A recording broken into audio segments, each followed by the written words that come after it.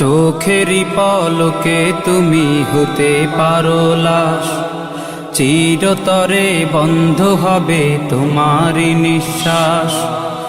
হবে আলাম তোমারই নাম মসজিদের মাইকে, হবে আলাম তোমারই নাম মসজিদের মাইকে। বাড়িওয়ালা নাই রে বাড়ি নাই রে দুনিয়াতে, বাড়িওয়ালা নাই রে বাড়ি নাই রে দুনিয়াতে। বিসমিল্লাহির রহমানির রহিম। নারায়ে তাকবীর, আল্লাহু আকবার, নারায়ে রিসালাত, ইয়া রাসূলুল্লাহ। ইসলাম প্রিয় তৌহিদি জনতা, আসসালামু আলাইকুম।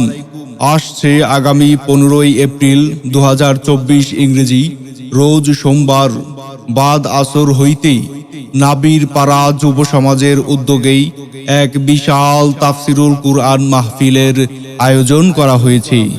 স্থান নাবির পাড়া সরকারি প্রাথমিক বিদ্যালয় মাঠ প্রাঙ্গণ, আব্দুলপুর, লালপুর, নাটোর।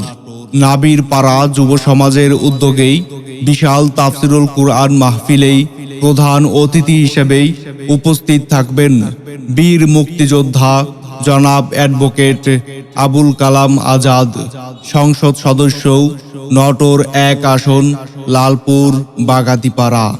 উক্ত মাহফিলেই বিশেষ অতিথি হিসেবেই উপস্থিত থাকবেন জনাব মোহাম্মদ রেজাউল করিম, চেয়ারম্যান 3 নং চংধুপইল ইউনিয়ন পরিষদ, লালপুর, নাটোর।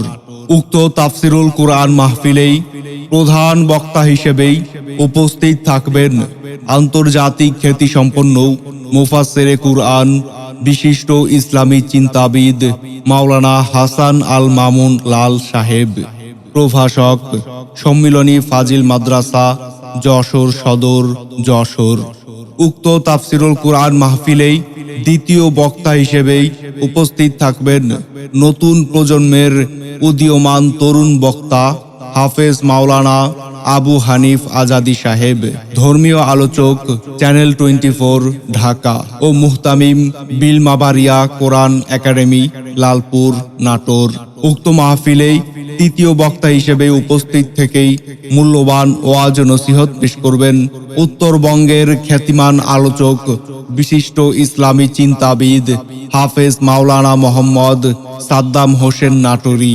উক্ত মাহফিলেই সভাপতিত্ব করবেন জনাব মোহাম্মদ আমজাদ হোসেন সাহেব, সভাপতি নাবিরপাড়া শাহী জামে মসজিদ কমিটি, লালপুর, নাটোর।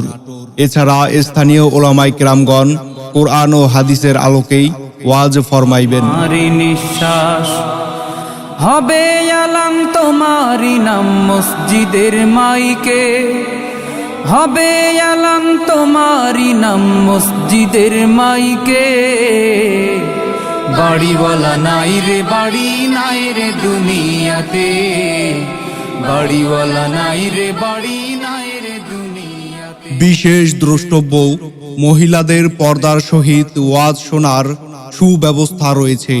উক্ত মাহফিলেই দলে দলে যোগদান করিয়া দোজাহানের অশেষ নেকি হাসিল করুন। যোগ দিন দলে দলেই মাওলানা হাসান আল মামুন লাল হুজুরের মাহফিলেই।